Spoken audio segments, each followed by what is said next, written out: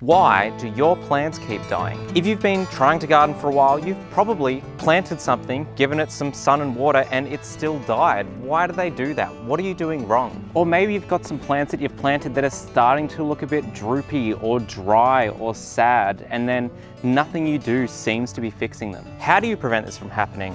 What do plants even need or want in the first place? Or if they're already starting to look a bit sad, a bit sick, what steps can you take to help bring them back to a full thriving plant? Well, in this episode of Culinary Garden, we're covering off exactly that. So consider giving this video a green thumbs up, but otherwise sit back, hit that full screen button, and let's dig in. The number one mistake beginner gardeners make when first trying to grow their own plants is not actually taking the time to understand exactly what plants need in the first place. Because there is more to it than just giving them sun and water. There's not a whole lot more, but there are a handful of things that if you don't get right, you're probably setting your plants up to fail. But once you understand them, you'll be able to troubleshoot your way through growing just about anything that you want. So the first step to no longer killing all of your plants is just to understand the building blocks of what they need in the first place, and it's pretty simple. It'll only take about 5 minutes.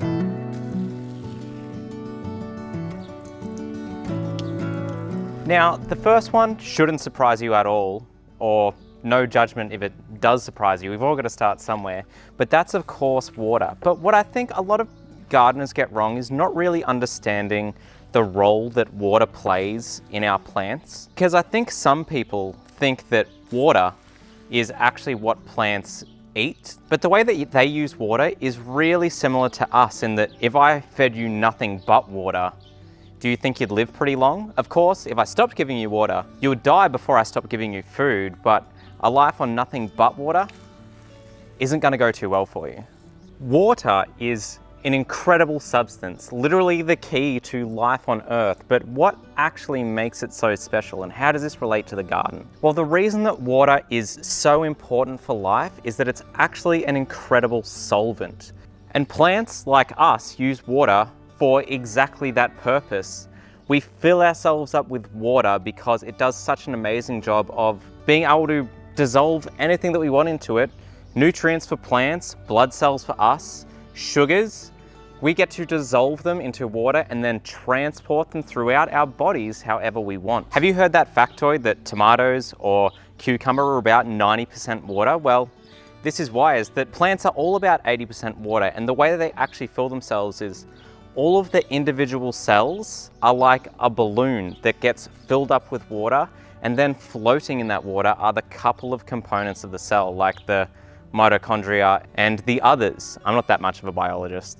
And because of this effect where plant cells are essentially balloons getting filled up with water, when we don't give them enough water and take that away, that's why they start to get all floppy and droopy when they get dehydrated. They physically don't have enough water in there to support themselves, which is exactly why when we don't give plants enough water, they eventually die because they either collapse, or if a plant can't move around things like nutrients from wherever they are to wherever they need to be, that's why they eventually grow really slowly or just die when we don't give them enough water. But the main takeaway I want you to have with this is that plants actually need a whole lot more than water. They don't eat water. We need to feed them something else. So let's talk about point 2. Sunlight. I've talked about photosynthesis on the channel before, but the clip notes is that the way that your plant produces energy is it combines sunlight from the sun, carbon from our atmosphere, and by the way, plants only get that carbon from things like mammals breathing out carbon dioxide, which is really cool, considering we then breathe the oxygen that they produce as a byproduct of them producing food. We benefit from plants in more ways than one. It's this awesome handshake. And then combine that sunlight and carbon with water, and they are able to perform photosynthesis, which transforms those three things in a special way into sugar. And this sugar is essentially the plant's main food source. It uses this sugar to build new roots and new leaves and stems and then fruits or whatever other part of the plant that we want to eat. And a really common mistake that new gardeners make might be growing something like a full sun-loving plant that really needs as much sun as you can possibly give it in an area of their yard that only gets about half a day's sun, which is what this stuff here gets, and only grow things here that can tolerate being in the shade for half the day, which there's plenty of plants, but you can't put something like eggplant here, which needs as much sun and heat as you can give it. All right, sun and water out of the way. Now we're going to be getting closer to things that you are more likely to actually be getting wrong. So you can think about the sugars that plants are able to produce from sun and water to be kind of like maybe protein for us, where if we ate a diet of exclusively protein like red meat, we would probably live and stay alive, but it's probably not going to be that great of a life, and we're definitely not going to be living to our full potential. So plants actually have 3 main nutrients that they need, and then a whole bunch of trace elements that you don't really need to worry about as a beginner. And those are nitrogen, potassium, and phosphorus. If you've ever gone down that fertilizer aisle in, say, Bunnings or any other garden supply store, if you look at a lot of the packaging, you will notice that there are 3 numbers with 3 dashes. And these are the NPK, which are the chemical symbols for nitrogen, phosphorus, potassium. Now, what you need to understand is that by and large, what plants need the most is nitrogen. As a rule of thumb, any leafy growth that you see on a plant, including plants that are all leafy growth like lettuce or silver beet, the main nutrient that they need to produce that sort of growth is nitrogen. Which is also why if you ever see any fertilizer specifically for lawns, it's going to be usually entirely nitrogen based. In fact, sometimes if you're getting a non-organic version, it is just ammonium nitrate, essentially pure nitrogen. Oh my God, something ate the stalk of this snapdragon. Some bloody pest just ate half the flower off. Speaking of flowers, is that nitrogen and potassium are effectively the nutrients that plants need more to focus on flowers and fruit production. Phosphorus is more so flowers and fruit, and potassium is more so just flowers. And you really don't need to worry about this too much as a beginner. You can just use an all-purpose fertilizer and it will contain a blend of these 3.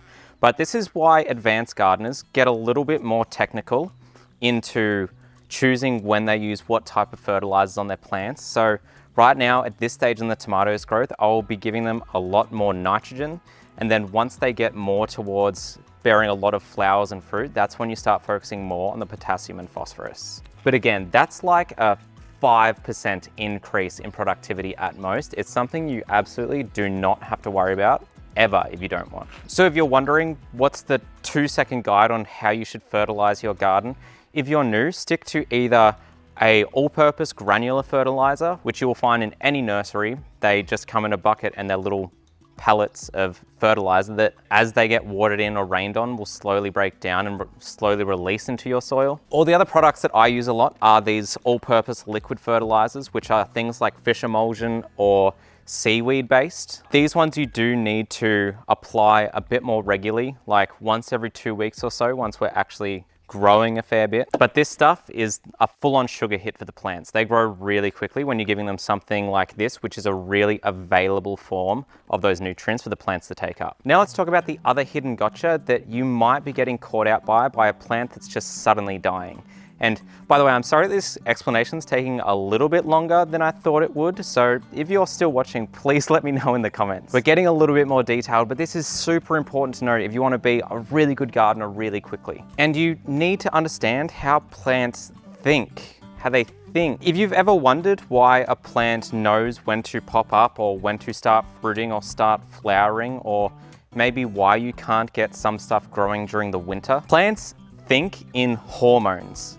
Things happen, external factors to the plant to let it know that now is when I'm getting enough sunshine to actually start flowering because the pollinators are probably out. But the main factor usually in triggering these hormone responses is actually heat, specifically soil temperatures. So if you're in a change of seasons and you've just had a plant completely dry up and die really quickly, there's a pretty decent chance that it actually just doesn't want to grow in that season and it knows that that's its end of life. Which if you watch any of my recent videos, you probably noticed this big tower of what was dried pea stalks, and they died not because I didn't look after them properly, it's because they're snow peas, and as soon as those get too warm, they just die so that they can start drying their pods so that the seeds survive all the way through till the next winter when they'll start popping up again. Hey, I forgot that I still had some of the dried peas just attached to a trellis, but these are what died as soon as it started to get a bit warm. Similar to, have you always wondered why any grass that you have next to the concrete, especially through like autumn and spring, always sends out these huge runners that seem to grow quicker than everything else in the rest of your lawn?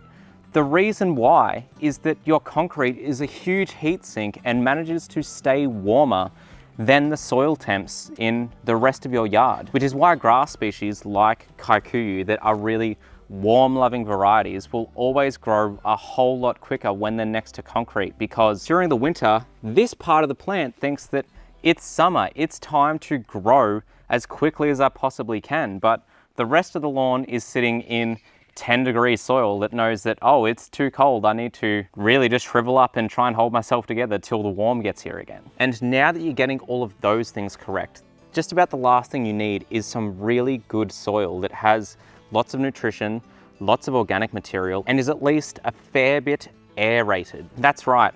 Plant roots need air around them. And one of the main reasons that your soil can become really compacted and lose all of its air out of it is actually either you standing on it, so don't stand on your garden beds. And the other thing is just the rain hitting your soil actually does compress it a fair bit. The best way that you can protect that and also help keep your bed moist enough for your plants to survive during some drier times is just to lay on a thick layer of mulch. Mulch protects the bed from everything. So now that we're getting water, sun, nutrition, soil, heat, all correct, if our plants are still dying, there's probably only one other thing that's the cause of it, and that's of course pests. And covering a whole bunch of different information about pests and how to deal with them is probably my most requested video.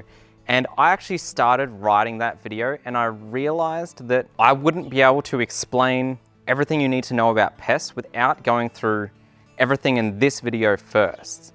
So pests is going to be another video, so if you want to see that, make sure to hit subscribe. Because in reality, the first 70% of dealing with pests is actually just growing really healthy plants, because pests are kind of like lions on the savannah. They will hunt for the weakest target that they can find. They'll usually avoid really healthy plants and then just try and find one that's struggling a bit because it's easier to eat and completely take over. So now that we know pests are going to be covered in an upcoming video, probably in a couple weeks, let's talk about some plant first aid for when you notice some plants are starting to not do too well. Now, if your plants are starting to look a bit dry, which usually means they go a bit pale and a bit droopy or just brown, the first thing you normally need to do is give them some water, usually a low dose liquid fertilizer like those seaweed emulsions will usually help them pick back up really quickly. However, one of the reasons that we needed to go through that full list is to understand some things like, if I looked at my garlic patch right now, I might think that, oh my God, it's looking so dry. All of the leaves are starting to get all droopy and go brown. I need to pump this thing full of water.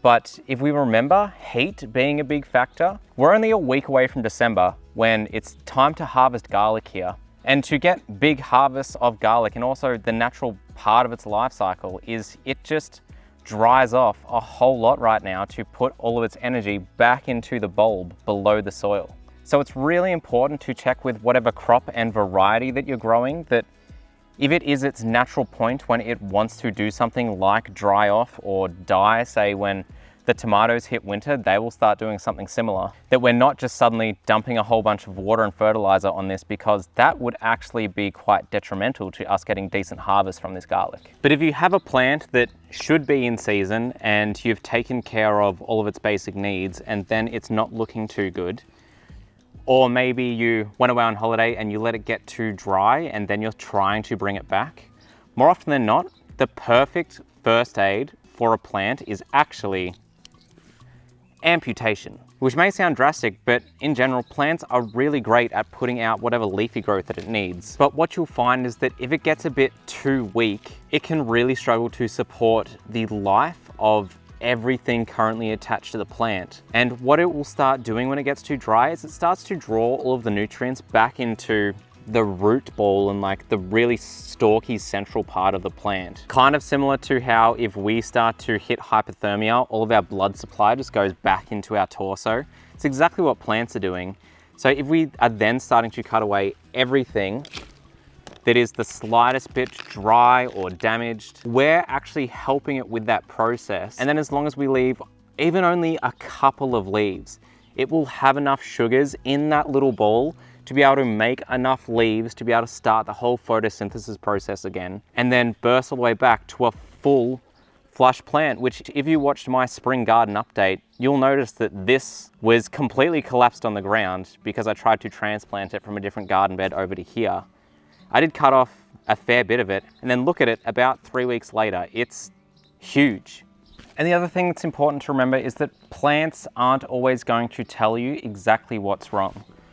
So this rosemary plant right now looks really dry and almost dead. And if you saw this, you would probably think that it's not getting enough water. But I know from experience, and also where I moved it from in my yard to where I moved it to, and also the fact that I have been watering it, that this actually hasn't been getting enough sun. So if possible, anytime you notice one of your plants in distress, try and go back to basics and try and get those 5 basic things really right with it, because it's not always going to be obvious what's actually the root cause. Now, if there's anything in this video that you didn't know already, I guarantee there's a couple common gardening mistakes you're probably making, and I have already made a full video on all of them so that you can learn from my mistakes instead of making them yourself. All right, it's starting to rain, so I'll be heading off to start some seeds undercover. Thank you very much. If you want to support the channel or join an awesome online gardening community where we all chat to each other about gardening all day, consider checking out the Patreon. It supports the channel and it only costs you $2 a month. Or you can just consider giving this video a super thanks as a one-off. So thank you very much. I'll see you next time.